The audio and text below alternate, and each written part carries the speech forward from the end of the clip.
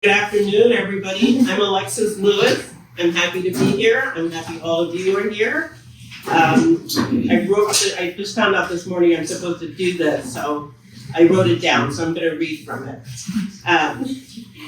Dr. King was a minister and civil rights activist who advocated to end segregation through nonviolent protests and was arrested 29 times. Today's event is a reading of his letter written during one of those arrests.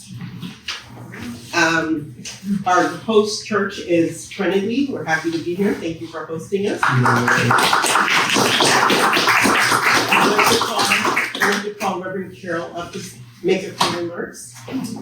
Welcome, everybody. And we have our Trinity members who are faithful coming back, and also I know you know Carolyn Hoskins. It's from the museum in River City. If you've ever had a chance to meet her and visit the new museum. But I also would like to thank you for coming on this particular day. And look, it didn't rain for us, so it was better for your traveling. Our senior pastor is not able to be here at this moment, but she may be en route. She and her husband may be en route here because they had another event they wanted to attend in Vallejo. So depending on the traffic, she has regrets for not being able to be here on time. However, when she comes, we know that we are glad that she's able to make it here safely. So thank you again for inviting us to be a host. However, we are unable to host as much as we would love to with the PMC because our facilities, you can say we are very tightly scheduled with other events that are going on, even though we are a small congregation. So we thank you for allowing us accommodation as we could have today. And so I hope you are comfortable and you're welcome to refreshments. We have refreshments in this section. If you want to go to the restroom, I have a sign that goes this direction on the restroom. Make a right turn at the door that's open. And then on the left turn, there's a restroom outside. And so welcome to you. And I hope to ask for anything that you are able to, that you want some information about. I'm going to be happy to talk with you. And so I want to welcome and thank you, Trinity folks, for coming. We have trustees here, we have deacons here, and we have our members who are so faithful that we wanted to support our effort. Thank you for coming. Thank you, Pastor Carol, and thank you, Trinity, for having us and hosting us. I'd like to acknowledge some other people that are here today. I want to thank the Peninsula Multi-Faith Coalition for putting on this beautiful event. I'd like to recognize the current president of that organization, Rick Holbrook.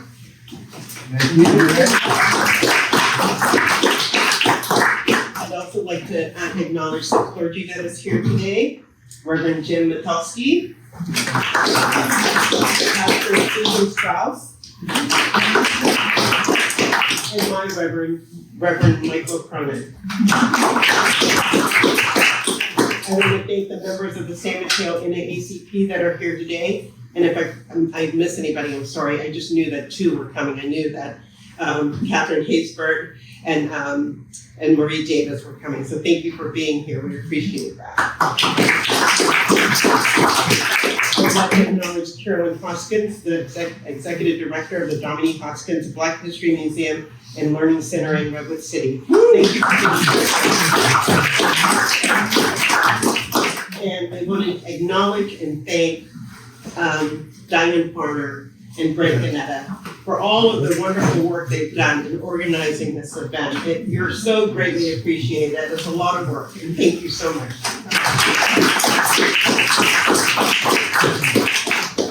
So now we'll get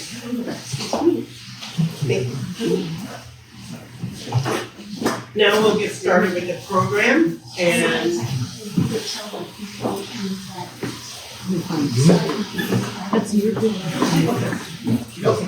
Enunciate, loud, and direct stuff. okay, I have some directions that I need to share with you. The letter starts on page 85 of your book if you'd like to follow along. People that are reading, you don't have to stand. You can remain sitting and read, but Brent wants to remind you to speak loudly and pronunciate. And turn in that direction when you speak. That way, toward the people that are listening.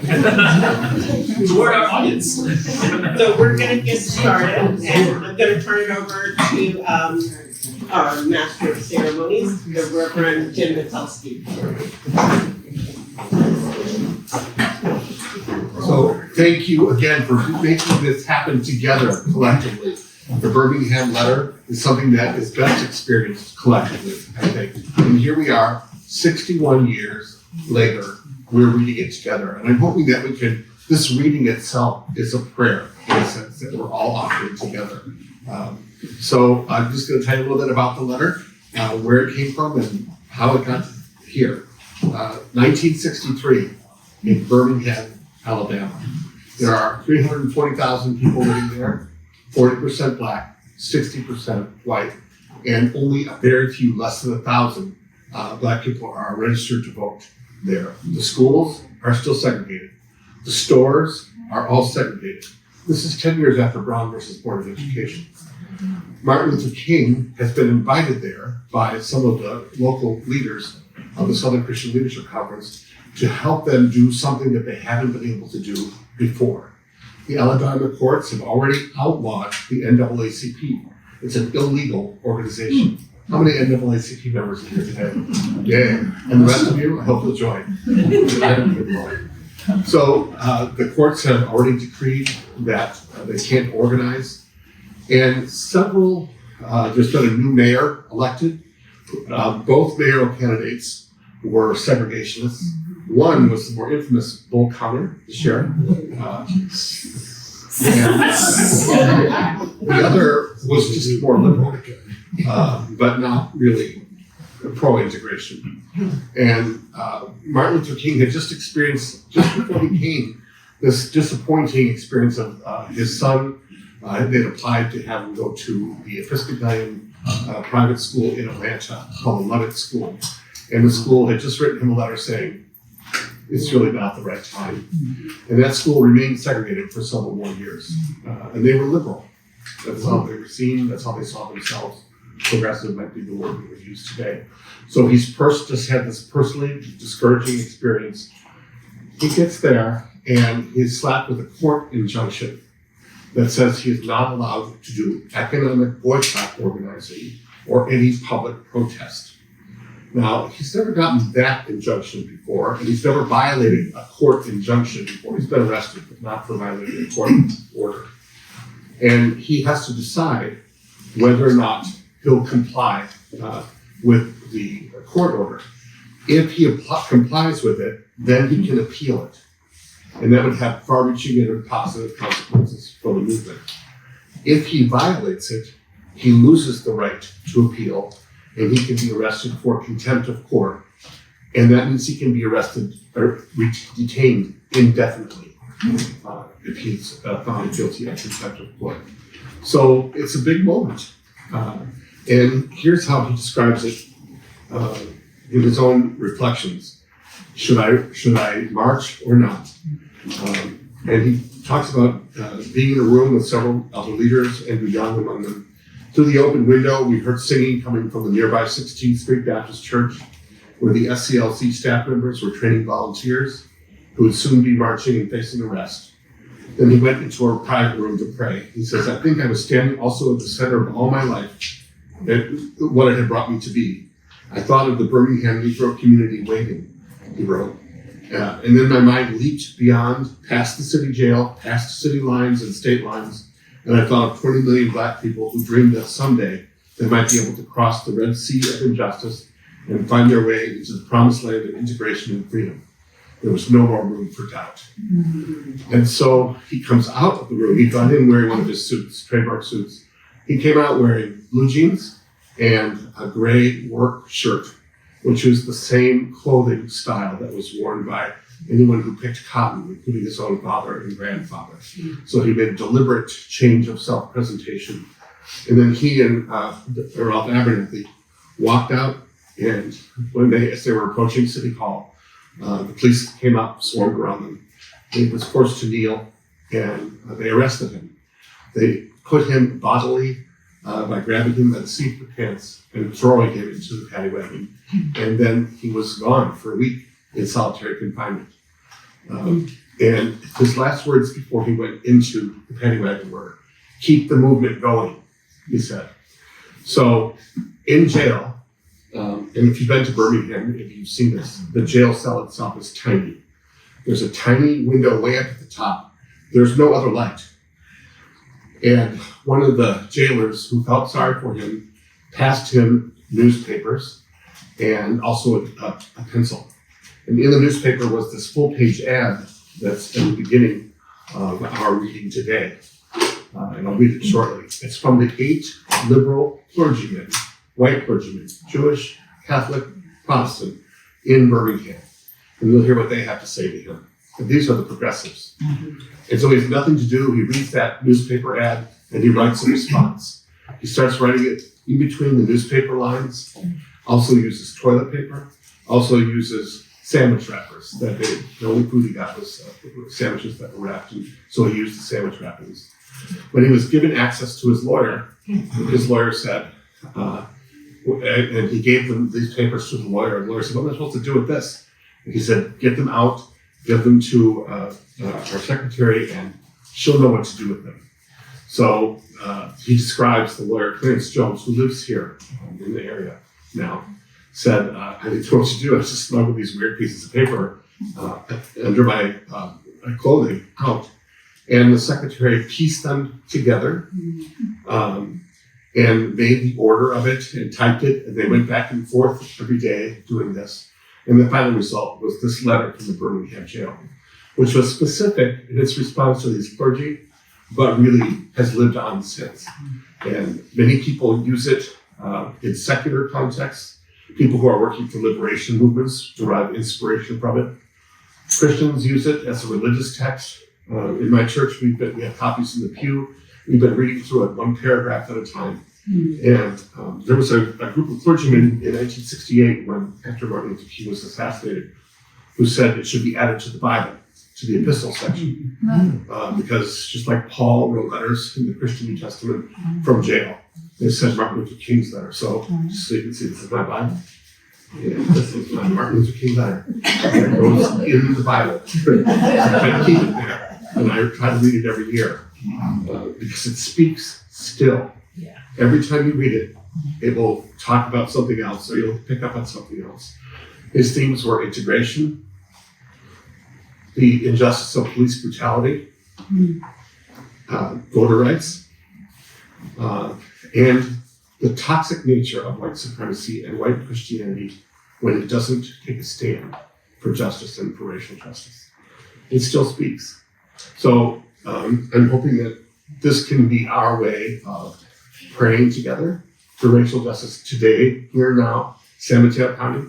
And also, it's our way of saying back to Martin Luther King through the years, when you said keep the movement going, we hear you, and we're still going to keep doing it. So, yeah. One note. I'm recording, so if anybody, that's a live recording, so if anybody has objection, let me know, I can stop it. okay. And by the way,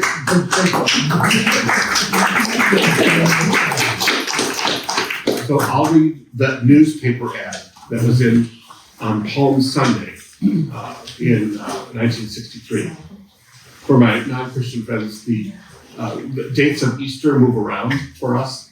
So this year, when he wrote this, Easter Sunday was April 14th, I think, and Palm Sunday was last week.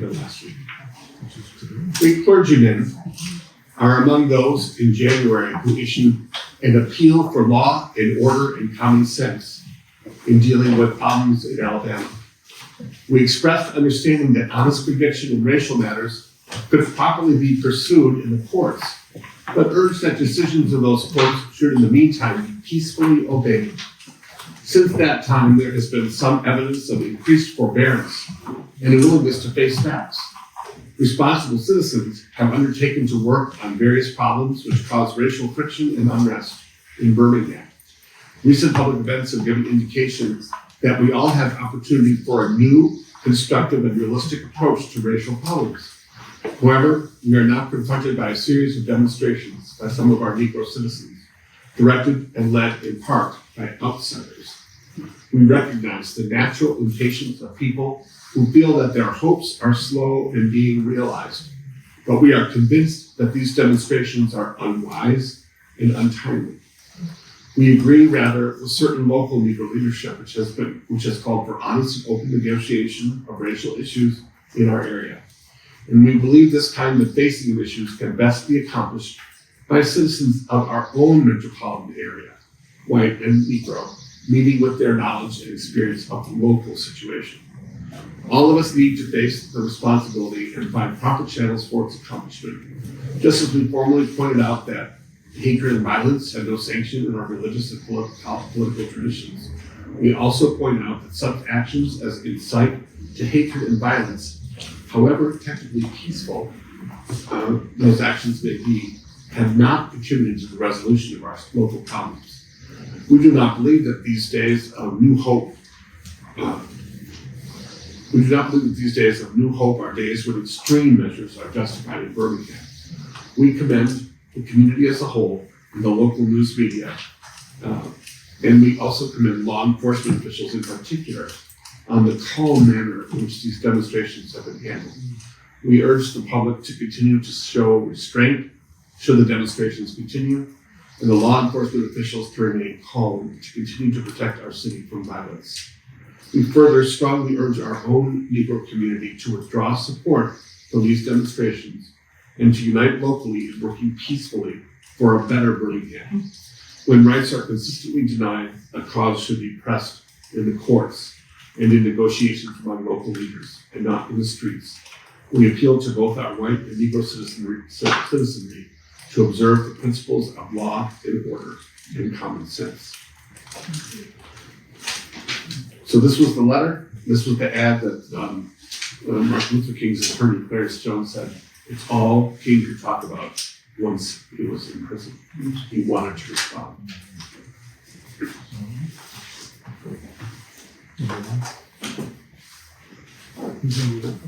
Has the other part? Do I read that part too? On the other side. All right. Oops, sorry. The call for unity was an open letter published in Birmingham on April 12th by 8 local white clergymen in response to civil rights demonstrations taking place in the area at the time. In the letter, they took issues with directed and led in part by outsiders, and they urged activists to engage in local negotiations and use the courts if rights were denied rather than to protest. The term outsider was a thinly veiled reference to Martin Luther King Jr., who replied 4 days later with his famous letter. He argued that direct action was necessary to protest unjust laws. The authors of the Call for Unity had written an appeal for law and order and common sense in January. Letter from Birmingham Jail by Martin Luther King Jr. From the Birmingham jail, where he was in prison as a participant in nonviolent demonstrations against segregation, Dr. Martin Luther King wrote in longhand the letter which follows. It was his response to a public statement of concern and caution issued by 8 white religious leaders of the South. Dr. King, who was born in 1929, did his undergraduate work at Morehouse College, attended the Integrated Crozer Theological Seminary in Chester, Pennsylvania. He was one of 6 Black pupils among 100 students and the president of his class, and won a fellowship to Boston University for his PhD. My dear fellow clergymen, while confined here in Birmingham City Jail, I came across your recent statement calling my present activities unwise and untimely. Seldom do I pause to answer criticism of my work and ideas. If I sought to answer all the criticisms that crossed my desk, my secretaries would have little time for anything other than such correspondence in the course of the day, and I would have no time for constructive work. But since I feel that you are men of genuine goodwill and that your criticisms are sincerely set forth, I want to try and answer your statement in what I hope will be patient and reasonable terms. I think I should indicate why I'm here in Birmingham, since you haven't been influenced by the view which argues against outsiders coming in. I have the honor of serving as president of the Southern Christian Leadership Conference, an organization operating in every southern state with headquarters in Atlanta, Georgia. We have some 85 affiliated organizations across the South, and one of them is the Alabama Christian Movement for Human Rights. Frequently, we share staff, educational and financial direct resources with our affiliates. Several months ago, the affiliate here in Birmingham asked us to be on a call to engage in a nonviolent direct action program if such were deemed necessary. We readily consented, and when the hour came, we lived up to our promise. So, along with several members of my staff, am here because I was invited here. I am here because I have organizational ties here. But more basically, I am in Birmingham because injustice is here. Just as the prophets of the 8th century BC left their villages and carried their "Thus saith the Lord" far beyond the boundaries of their hometowns, and just as the Apostle Paul left his village of Tarsus and carried the gospel of Jesus Christ to the far corners of the Greco-Roman world, so am I compelled to carry the gospel of freedom beyond my own hometown. Like Paul, I must constantly respond to the Macedonian call for aid. Moreover, I am cognizant of the interrelatedness of all communities and states. I cannot sit idly by in Atlanta and not be concerned about what happens in Birmingham. Injustice anywhere is a threat to justice everywhere. We are caught in an inescapable network of mutuality, tied in a single garment of destiny. Whatever affects one directly affects all indirectly. Never again can we afford to live with the narrow, provincial, outside agitator idea. Anyone who lives inside the United States can never be considered an outsider anywhere within its bounds. You deplore the demonstrations taking place in Birmingham, but your statement, I am sorry to say, fails to express a similar concern for the conditions that brought about the demonstrations. I am sure that none of you would want to rest content with the superficial kind of social analysis that deals merely with effects and does not grapple with underlying causes. It is unfortunate that demonstrations are taking place in Birmingham, but it is even more unfortunate that the city's white power structure left the Negro community with no alternative. In any nonviolent campaign, there are 4 steps. Collection of the facts to determine whether injustices exist. Negotiation, self-purification, and direct action. We have gone through all these steps in Birmingham. There can be no gain saying that racial injustice engulfs this community. Birmingham is probably the most thoroughly segregated city in the United States. Its ugly record of brutality is widely known. Negroes have experienced grossly unjust treatment in the courts. There have been more unsolved bombings of Negro homes and churches in Birmingham than in any other city in the nation. These are the hard, brutal facts of the case. On the basis of these conditions, Negro leaders sought to negotiate with the city fathers, but the latter consistently refused to engage in good faith negotiation. Then last September came the opportunity to talk with leaders of Birmingham's economic community. In the course of the negotiations, certain promises were made by the merchants. For example, to remove the store's humiliating racial signs. On the basis of these promises, the Reverend Fred Shuttlesworth and the leaders of the Alabama Christian Movement for Human Rights agreed to a moratorium on all demonstrations. As the weeks and months went by, we realized that we were the victims of a broken promise. A few signs briefly removed returned, the others remained. As in so many past experiences, our hopes had been blasted, and the shadow of deep disappointment settled upon us. We had no alternative except to prepare for direct action, whereby we would present our very bodies as a means of laying our case before the conscience of the local and the national community. Mindful of the difficulties involved, we decided to undertake a process of self-purification. We began a series of workshops on nonviolence, and we repeatedly asked ourselves, are you able to accept blows without retaliating? Are you able to endure the ordeal of jail? We decided to schedule our direct action program for the Easter season, realizing that, except for Christmas, this is the main shopping period of the year.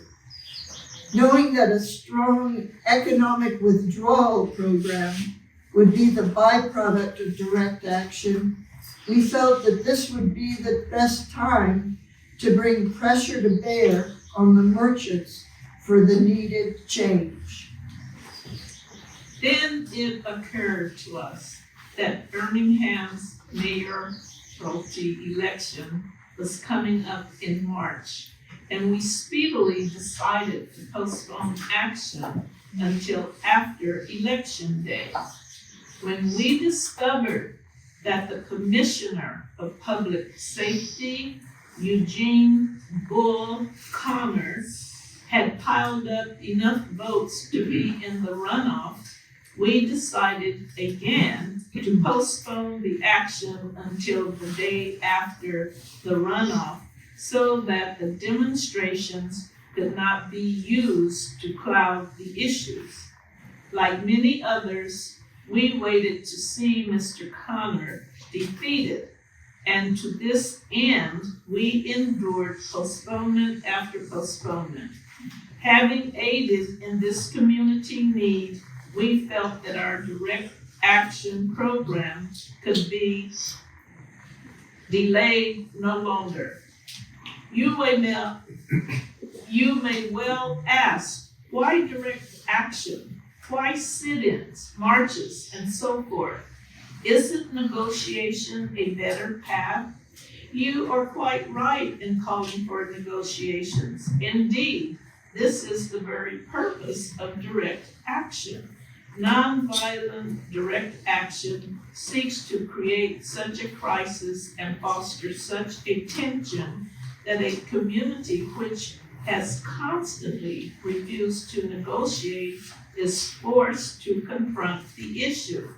It seeks so to dramatize the issue that it can no longer be ignored. My citing the creation of tension as part of the work of the nonviolent resistor may sound rather shocking, but I must confess that I am not afraid of the word tension. I have earnestly opposed violent tension, but there is a type of constructive, nonviolent tension which is necessary for growth. Just as Socrates felt that it was necessary to create a tension in the mind so that individuals could rise from the bondage of myths and half-truths to the unfettered realm of creative analysis and objective appraisal, so must we see the need for nonviolent gadflies to create the kind of tension in society that will help men rise from the dark depths of prejudice and racism to the majestic heights of understanding and brotherhood. The purpose of our direct action program is to create a situation so crisis-packed that it will inevitably open the door to negotiation. I therefore concur with you in your call for negotiation. Too long has our beloved Southland been bogged down in a tragic effort to live in monologue rather than dialogue. One of the basic points in your statement is the action that I and my associates have taken in Birmingham is untimely. Some have asked, why didn't you give the new city administration time to act? The only answer that I can give to this query is that the new Birmingham administration must be prodded about as much as the outgoing one. Before it will act, we are sadly mistaken if we feel that the election of Albert Boutman as mayor will bring the millennium to Birmingham. While Mr. Boutman is much more gentle than Mr. Connell, they are both segregationists, dedicated to the maintenance of the status quo. I have hope that Mr. Boutman will be reasonable enough to see the futility of massive resistance to desegregation. But he will not see this without pressure from the devotees of civil rights. My friends, I must say to you that we have not made a single gain in civil rights without determined legal and nonviolent pressure. Lamentably, it is my historic fact that the privileged group seldom give up their privileges voluntarily. Individuals may see the moral right and voluntarily give up their unjust posture. But as Reinhold Niebuhr has reminded us, groups tend to be more immoral than individuals. We know that through painful experience that freedom is never voluntarily given by the oppressor. It must be demanded by the oppressed. Frankly, I have yet to engage in a direct action campaign that was well-timed in the view of those who have not suffered unduly from the disease of segregation. For years now, I have heard the word wait. It rings in the ear of every Negro with piercing familiarity. This wait has almost always meant never. We must come to see with one of our distinguished jurists that justice too long delayed is justice denied. We have waited for more than 340 years for our constitutional and God-given rights. The nations of Asia and Africa are moving with jet-like speed toward gaining political independence, but we still creep at horse and buggy pace toward gaining a cup of coffee at a lunch counter. Perhaps it is easy for those who have never felt the stinging darts of segregation to say, wait. But when you have been have seen vicious mobs lynch your mothers and fathers at will and drown your sisters and brothers at whim, when you have seen hate-filled policemen curse, kick, and even kill your black brothers and sisters, when you see the vast majority of 20 million Negro brothers smothering in an airtight cage of poverty in the midst of affluent society, when you suddenly find tongue twisted and your speech stammering as you seek to explain to your 6-year-old daughter why she can't go to the public amusement park that has just been advertised on television, and see tears welling up in her eyes when she is told that Funtown is closed to colored children, and see ominous clouds of inferiority beginning to form in her little mental sky, and see her beginning to distort her personality by developing an unconscious bitterness toward white people. When you have to concoct an answer for a 5-year-old son who is asking, Daddy, why do white people treat colored people so mean? And when you have a cross-country drive and find it necessary to sleep night after night in the uncomfortable corners of your automobile because no motel will accept you. When you are humiliated in and day out by nagging signs reading white and colored.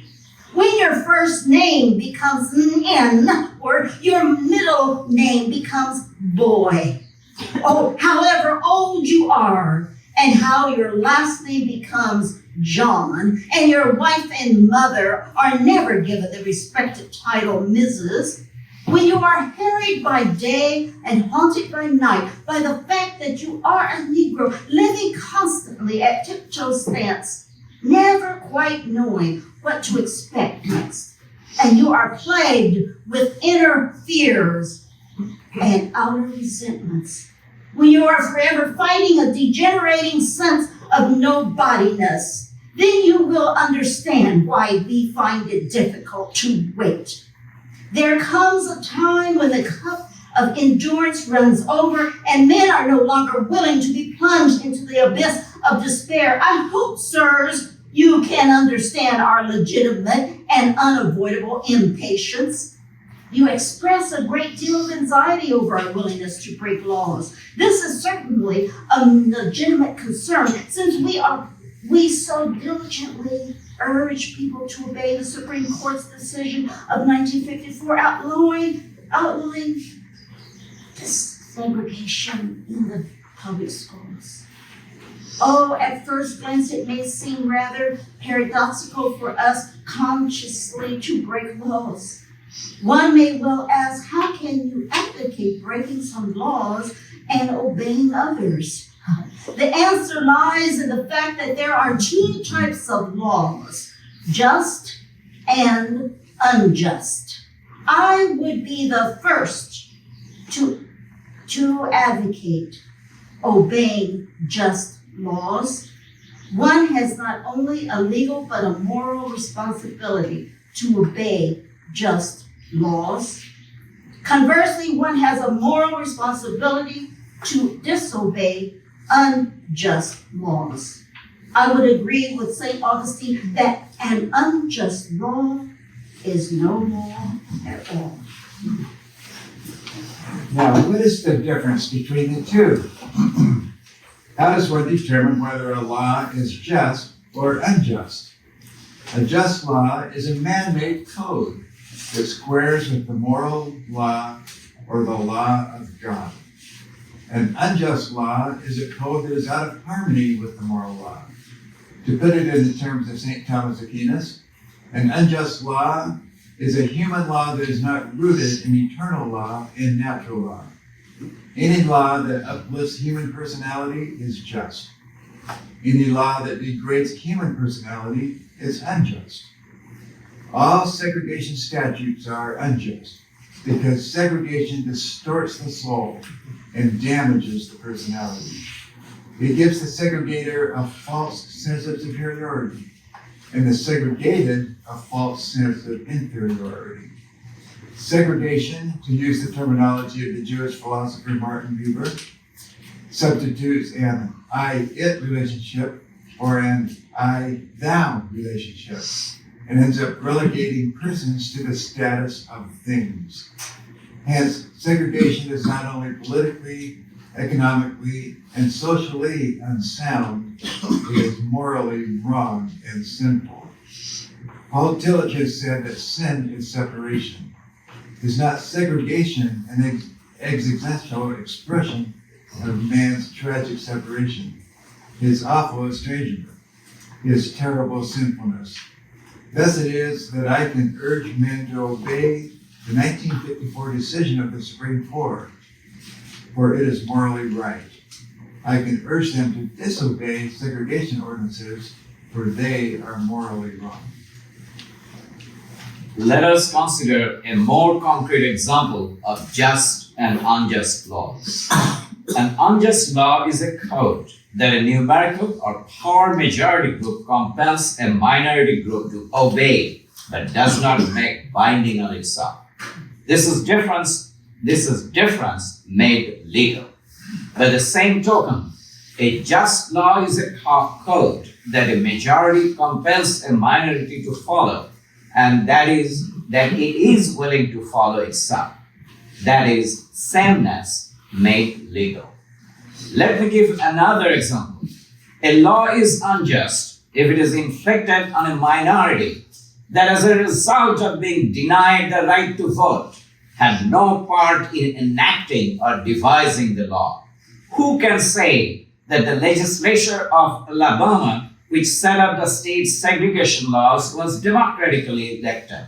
Throughout Alabama, all sorts of devious methods are used to prevent Negroes from becoming registered voters, and there are some counties in which even the Negroes constitute a majority of the population. Not a single Negro is registered.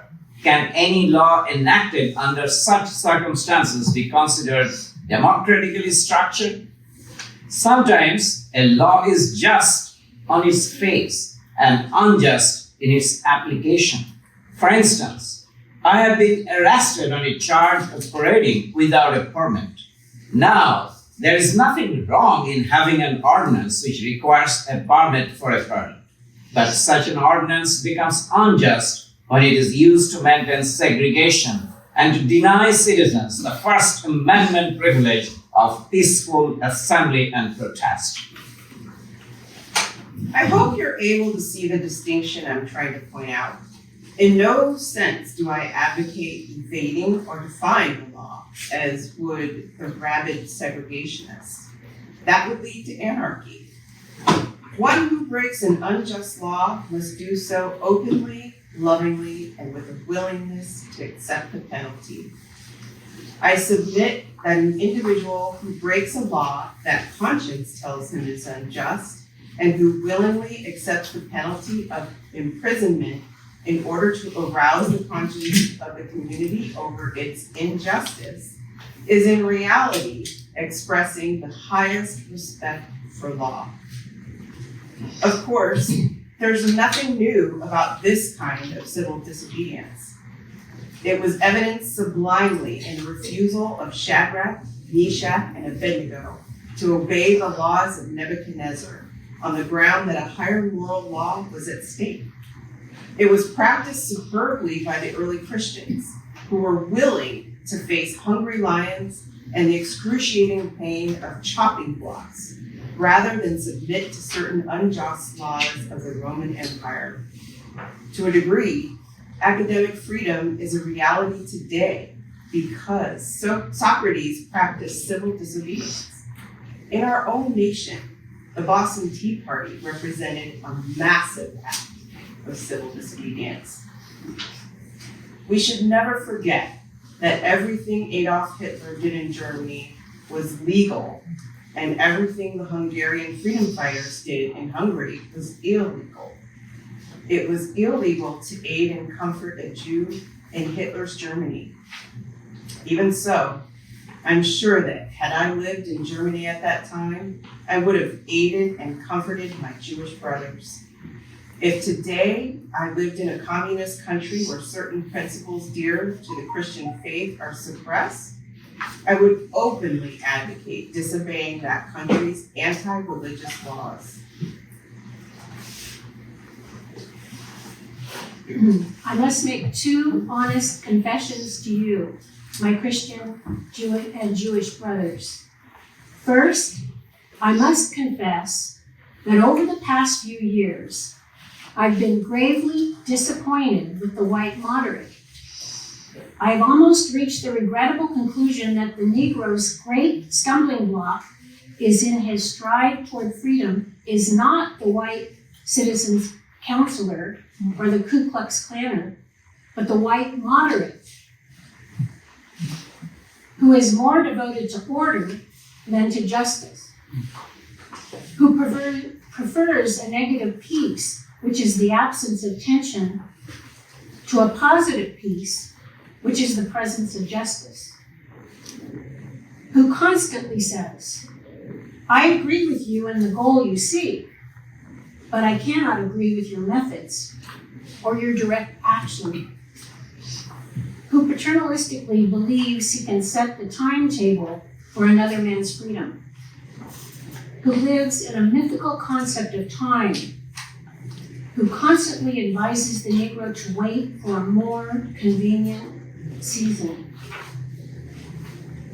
Shallow understanding from people of goodwill is more frustrating than absolute misunderstanding from people of ill will.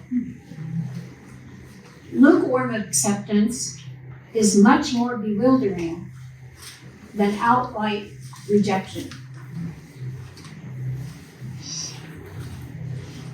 I had hoped the white moderate would understand that law and order exist for the purpose of establishing justice, and that when they fail in this purpose, they become the dangerously structured dams that block the flow of social progress.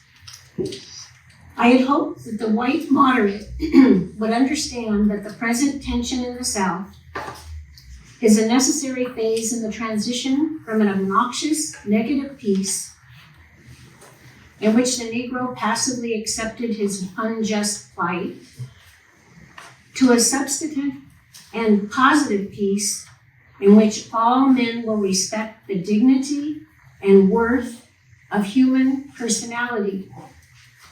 Actually, we who engage in the nonviolent direct action are not the creators of tension. We merely bring to the surface the hidden tension that is already alive. We bring it out in the open where it can be seen and dealt with, like a boil that can never be cured so long it is covered up, but must be opened with all its ugliness to the natural medicines of air and light. Injustice must be exposed with all its tensions its exposure creates to the light of human conscience and the air of national opinion before it can be cured. In your statement, you assert that our actions, even though peaceful, must be condemned because they precipitate violence. But is this a logical assertion? Isn't it like condemning a robbed man because his possession of money precipitated the evil act of robbery? Isn't this like condemning Socrates because his unswerving commitment to truth and his philosophical inquiries precipitated the act by the misguided populace in which they made him drink hemlock? Isn't this like condemning Jesus because his unique God consciousness and never ceasing devotion to God's will precipitated the evil act of crucifixion? We must come to see that as the federal courts have consistently affirmed, it is wrong to urge an individual to cease his efforts to gain his basic constitutional rights because the quest may precipitate violence. Society must protect the robbed and punish the robber. I had also hoped that the white moderate would reject the myth concerning time in relation to the struggle for freedom. I have just received a letter from a white brother in Texas. He writes, all Christians know that the colored people will receive equal rights eventually, but it is possible that you are too great a religious hurry. It has taken Christianity almost 200 years to accomplish what it has. The teachings of Christ take time to come to earth. Such an attitude stems from a tragic misconception of time, from a strangely irrational notion that there is something in the very flow of time that will inevitably cure all ills. Actually, time itself is neutral. It can be used either destructively or constructively. More and more, I feel that the people of ill will have used time much more effectively than have the people of goodwill. We will have to repent in this generation, not merely for the hateful words and actions of the bad people, but for the appalling silence of the good people. Human progress never rolls in on wheels of inevitability. It comes with the tireless efforts of men willing to be co-workers with God. And without this hard work, time itself becomes an ally of the forces of social stagnation. We must use time creatively, in the knowledge that the time is always right to do the right. Now is the time to make real the promise of democracy and transform our pending national elegy into a creative psalm of brotherhood. Now is the time to lift our national policy from the quicksand of racial injustice to the solid rock of human dignity. You speak of our activity in Birmingham as extreme. At first, I was rather disappointed with that fellow clergyman who would see my nonviolent effect as those of an extremist. I began thinking about the fact that I stand in the middle between two opposing forces in the Negro community. One is a force of complacency made up in part of Negroes who, as a result of long years of suppression, are so drained of self-respect and a sense of somebodyness that they are adjusted to segregation. And in part of a few middle-class Negroes who, because of a degree of academic and economic security, and because in some way they profit from segregation, have become insensitive to the problems of the masses. The other force is one of the bitterness and hatred, and it comes perilously close to advocating violence. It is expressed in the various black nationalist groups that are springing up across the nation. And the largest and the best known Elijah Muhammad Muslim movement. Nourished by the Negroes' frustration over the continued existence of racial discrimination, this movement is made up of people who have lost faith in America, who have absolutely repudiated Christianity, and who have concluded that the white man is an incorrigible devil. I have tried to stand between these two forces, saying we emulate neither the do-nothingism of the complacent or the hatred and despair of the black nationalists. But there is the more excellent way of love and nonviolent protest. I am grateful to God that through the influence of the Negro Church, the way of nonviolence became an integral part of our struggle. If this philosophy had not emerged, by now many streets of the South would, I am convinced, be flowing with blood.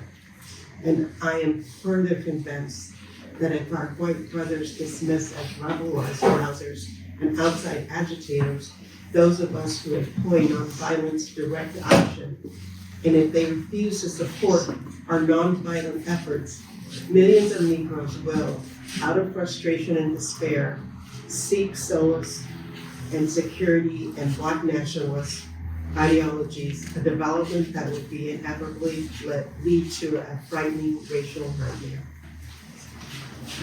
Oppressed people cannot remain oppressed forever.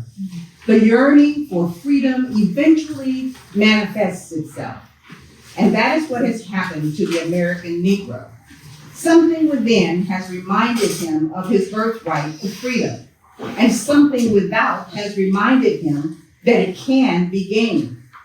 Consciously or unconsciously, he has been caught up by the zeitgeist, and with his black brothers of Africa and his brown and yellow brothers of Asia, South America, and the Caribbean, the United States Negro is moving with a sense of urgency toward the promised land of racial justice. If one recognizes this vital urge that has engulfed the Negro community, one should readily understand why public demonstrations are taking place. The Negro has many pent-up resentments and latent frustrations, and he must release them. So let him march. Let him make prayer pilgrimages to the city hall. Let him go on freedom rides and try to understand why he must do so.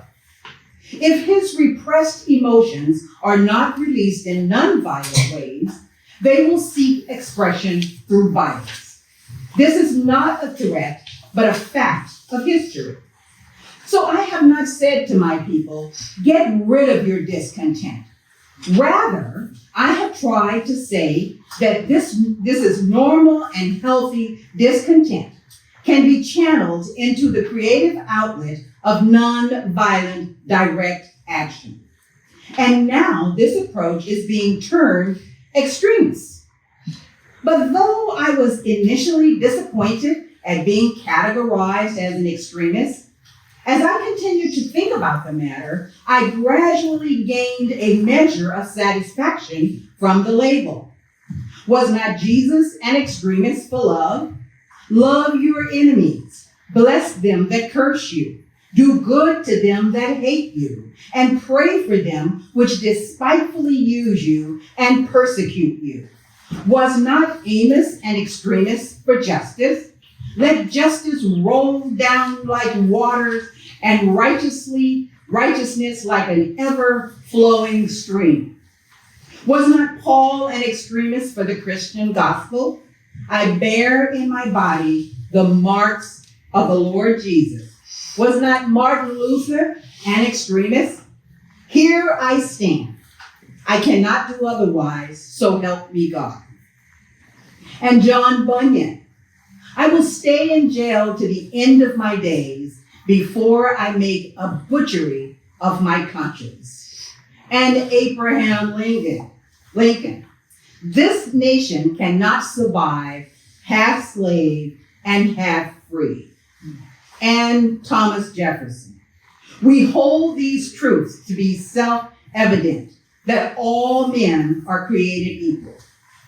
So the question is not whether we will be extremists, but what kind of extremists we will be.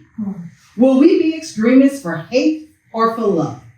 Will we be extremists for the preservation of injustice or for the extension of justice?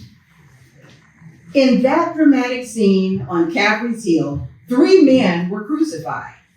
We must never forget that all 3 were crucified for the same crime, the crime of extremism. 2 were extremists for immorality and thus fell below their environment. The other, Jesus Christ, was an extremist for love, truth, and goodness, and thereby rose above his environment. Perhaps the South, the nation, and the world are in dire need of creative extremists. I had hoped that the white moderates would see this need. Perhaps I was too optimistic. Perhaps I expected too much. I suppose I should have realized that few members of the oppressor race can understand the deep groans and passionate yearnings of the oppressed race. And still fewer have the vision to see that injustice must be rooted out by strong, persistent, and determined action. I am thankful, however, that some of our white brothers in the South have grasped the meaning of this social revolution and committed themselves to it. They are still all too few in quantity, but they are big in quality. Some, such as Ralph McGill, Lillian Smith, Harry Golden, James McBride Dabbs, Anne Braden, and Sarah Peyton Boyle, have written about our struggle in eloquent and prophetic terms. Others have marched with us down nameless streets of the South. They have languished in filthy, roach-infested jails, suffered the abuse and brutality of policemen who view them as dirty N-word lovers. Unlike so many of their moderate brothers and sisters, they have recognized the urgency of the moment and sensed the need for powerful action, anecdotes to combat the disease of segregation. Let me note some of my other major disappointment. I have been so greatly disappointed with the white church and its leadership. Of course, there are some notable exceptions. I am not unmindful of the fact that each of you has taken some significant stands on this issue. I commend you, Reverend Stallings, for your Christian stand on this past Sunday in welcoming Negroes to your worship service on a non-segregated basis. I commend the Catholic leaders of this state for integrating Spring Hill College several years ago. But despite these notable exceptions, I must honestly reiterate that I have been disappointed with the church. I do not say this as one of those negative critics who can always find something wrong with the church. I say this as a minister of the gospel who loves the church, who was nurtured in its bosom, who has been sustained by its spiritual blessings, and who will remain true to it as long as the cord of life shall listen. When I was suddenly catapulted into the leadership of the bus protest in Montgomery, Alabama, a few years ago, I felt we would be supported by the white church. I felt that the white ministers, priests, and rabbis of the South would be among our strongest allies. Instead, some have been outright opponents, refusing to understand the freedom movement and misrepresenting its leaders. All too many others have been more cautious than courageous and have remained silent behind the anesthetizing security of stained glass windows. In spite of my shattered dreams, I came to Birmingham with the hope that the white religious leaders of this community would see the justice of our cause and with deep moral concern would serve as the channel through which our just grievances could reach the power structure. I had hoped that each of you would understand. But again, I have been disappointed. I have heard numerous Southern religious leaders admonish their worshipers to comply with the desegregation decision because it is the law. But I have longed to hear white ministers declare, follow this decree because integration is morally right and because the Negro is your brother. In the midst of blatant injustices inflicted upon the Negro, I have watched white churchmen stand on the sideline and mouth pious irrelevancies and sanctimonious trivialities in the midst of a mighty struggle to rid our nation of racial and economic injustice. I have heard many ministers say, those are social issues with which the gospel has no real concern. And I have watched many churches commit themselves to a completely otherworldly religion, which makes a strange, unbiblical distinction between body and soul, between the sacred and the secular. I have traveled the length and breadth of Alabama, Mississippi, and all the other southern states. On sweltering summer days and crisp autumn mornings, I have looked at the South's beautiful churches with their lofty spires pointing heavenward. I have beheld the impressive outlines of her massive religious education buildings. Over and over, I have found myself asking, what kind of people worship here? Who is their God? Where were their voices when the lips of Governor Barnett dripped with words of interposition and nullification? Where were they when Governor Wallace gave a clarion call for defiance and hatred? Where were their voices of support when bruised and weary Negro men and women decided to rise from the dark dungeons of complacency to the bright hills of creative protest? Yes, these questions are still in my mind. In deep disappointment, I wept over the laxity of the church. But be assured that my tears have been tears of love. There can be no deep disappointment where there is not deep love. Yes, I love the church. How could I do otherwise?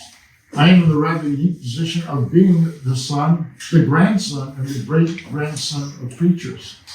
Yes, I see the church as the body of Christ, but oh, how we have blemished and scarred that body through social neglect and through fear of being nonconformist. There was a time when the church was very powerful, in the time when the early Christians rejoiced at being deemed worthy to suffer for what they believed. In those days, the church was not merely a thermometer that recorded the ideas and principles of popular opinion. It was a thermostat that transformed the mores of society. Whenever the early Christians entered a town, the people in power became disturbed and immediately sought to convict the Christians for being disturbers of the peace and outside agitators.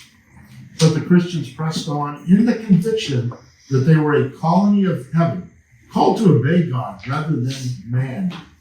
Small in number, they were big in commitment. They were too God intoxicated to be astronomically intimidated. By their effort and example, they brought an end to such ancient evils as infanticide and gladiatorial contest. Things are different now. So often the contemporary church is a weak, ineffectual voice with an uncertain sound. So often it is an arch defender of the status quo. Far from being disturbed by the presence of the church, the power structure of the average community is consoled by the church's silence, and often even vocal sanction of things as they are. But the judgment of God is upon the church as never before. If today's church does not recapture the sacrificial spirit of the early church, it will lose its authenticity, forfeit the loyalty of millions, and be dismissed as an irrelevant social club with no meaning for the 20th century. Every day I meet young people whose disappointment with the church has turned into outright disgust. Perhaps I have once again been too optimistic. Is organized religion too inextricably bound to the status quo to save our nation and the world? Perhaps I must turn my faith to the inner spiritual church, the church within the church, as the true ecclesia and the hope of the world. But again, I'm thankful to God that some noble souls from the ranks of organized religion have broken loose from the paralyzing chains of conformity and joined us as active partners in the struggle for freedom. They have left their secure congregations and walked the streets of Albany, Georgia with us. They have gone down the highways of the South on torturous rides for freedom. Yes, they have gone to jail with us.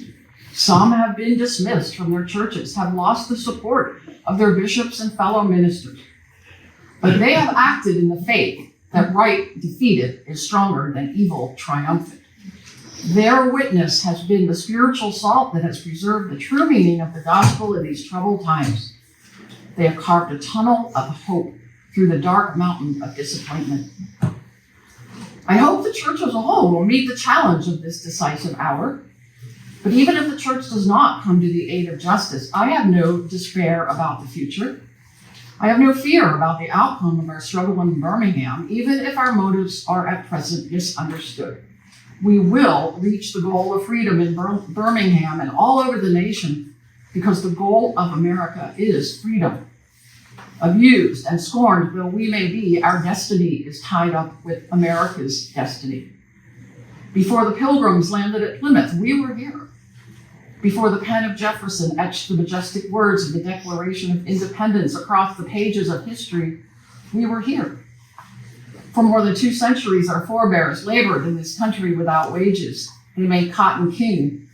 They built the homes of their masters while suffering gross injustice and shameful humiliation. And yet out of a bottomless vitality, they continue to thrive and develop.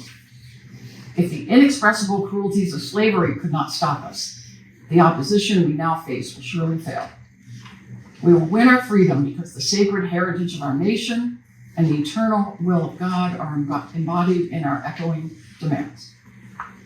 Before closing, I feel impelled to mention one other point in your statement that has troubled me profoundly. You warmly commended the Birmingham police force for keeping order and preventing violence. I doubt that you would have so warmly commended the police force if you had seen its dogs sinking their teeth into unarmed, non-violent Negroes.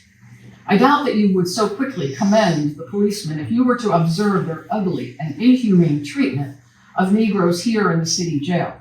If you were to watch them push and curse old Negro women and young Negro girls, if you were to see them slap and kick old Negro men and young boys, if you were to observe them, as they did on 2 occasions, refuse to give us food because we wanted to sing our grace together, I cannot join you in your praise of the Birmingham Police Department.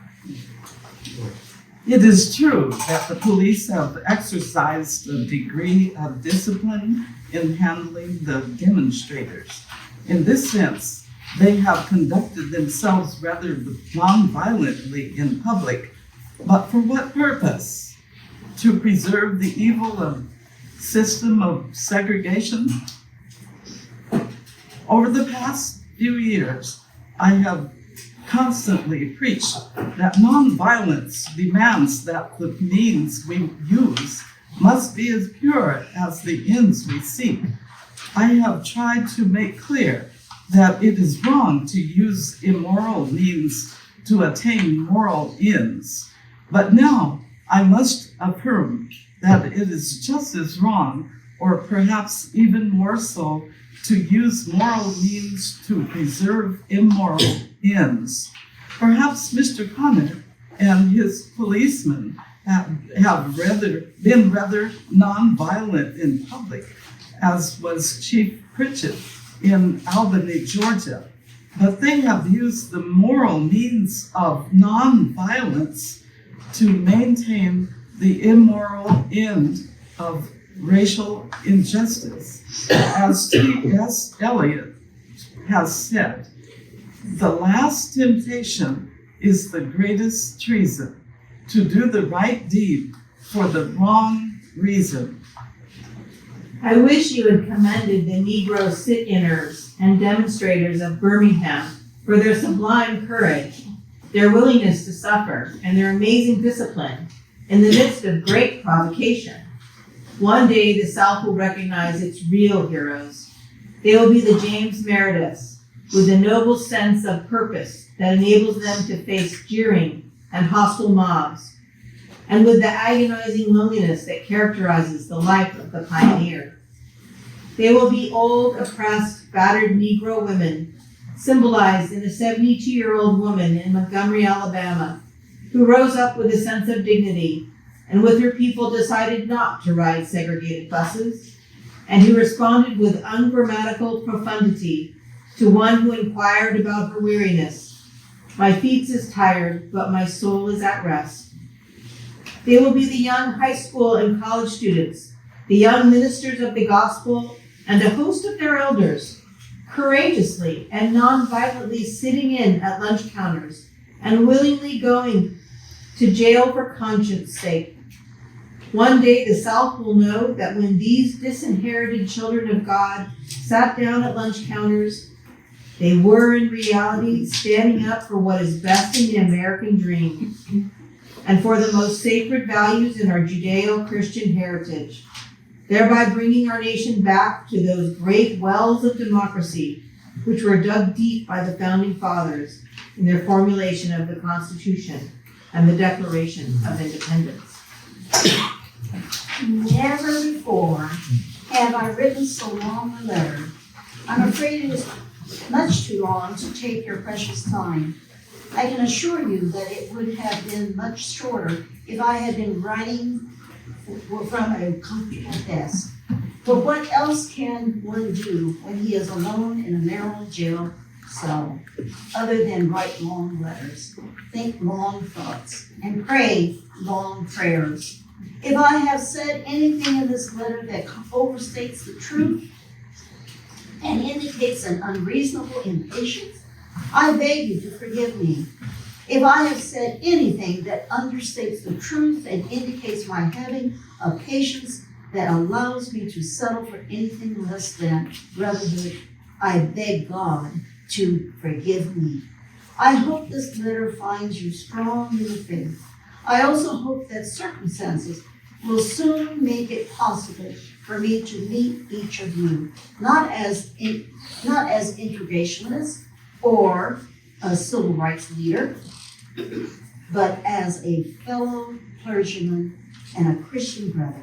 Let us all hope that the dark clouds of racial prejudice will soon pass away and the deep fog of misunderstanding will be lifted from our fear-drenched communities, and in some not too distant tomorrow, the radiant stars of love and brotherhood will shine over our great nation with all their scintillating beauty. Yours for the cause of peace and brotherhood, Martin Luther King Jr. We're done.